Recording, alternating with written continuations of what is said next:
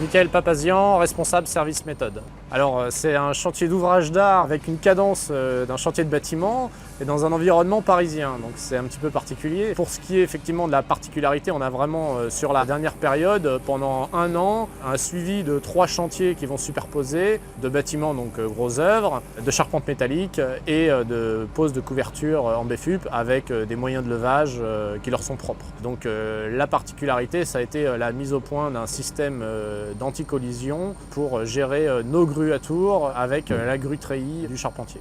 Julien Gardette, ingénieur travaux. Les 2 gros axes centraux qu'on a démarré dès le départ, une modélisation globale qui rassemble la charpente métallique et la couverture, plus toute la structure béton en dessous. Et pour compléter cette étude-là, cette modélisation globale, on a fait un travail en soufflerie numérique en amont qui permettait d'apprécier au mieux les efforts du vent, l'effet du vent sur la couverture. Il y a eu le sujet du boulevard périphérique puisqu'on a une tribune qui est complètement en encorbellement au-dessus du boulevard périphérique. Il y a eu toute la partie de soutènement pour le parking enterré qui a demandé aussi beaucoup de travail au démarrage. Et après, c'est la complexité des mises au point entre la charpente métallique et le béton et de définition de toutes les liaisons mécaniques et structurelles pour la définition des accroches de la charpente sur le béton. Marc Malinowski, ingénieur.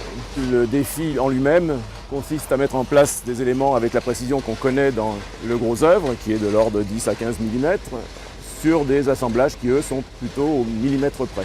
Thierry Verdeil, directeur de travaux. Dans la production propre de notre chantier, les principales difficultés, c'est qu'il n'y a aucune répétitivité dans les travaux. Nous avons 74 fléaux qui sont pratiquement tous différents, ce qui a engendré l'élaboration de coffrages outils pour réaliser des poteaux, des crémaillères, qui doivent s'adapter à tous les fléaux. Manuel Marquez, maître compagnon. Le défi de ce chantier, c'est les crémaillères, qu'il faut vraiment qu'elles soient au bon niveau, au bon emplacement, parce que les gradins, quand ils arrivent, il n'y a pas 36 façons de les poser. Ils doivent être là où ils doivent être posés. Et ensuite, il y a toutes les platines de pré-scellement de la charpente, que elles, on n'a vraiment pas de marge d'erreur. Là, ce sont des tolérances zéro.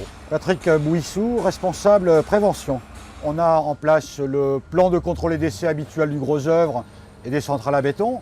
Mais en même temps, nous avons une interaction importante avec la charpente métallique. Donc nous sommes obligés de contrôler en amont que les éléments qui vont être mis en place par notre sous-traitant Cabrol soient conformes à nos demandes.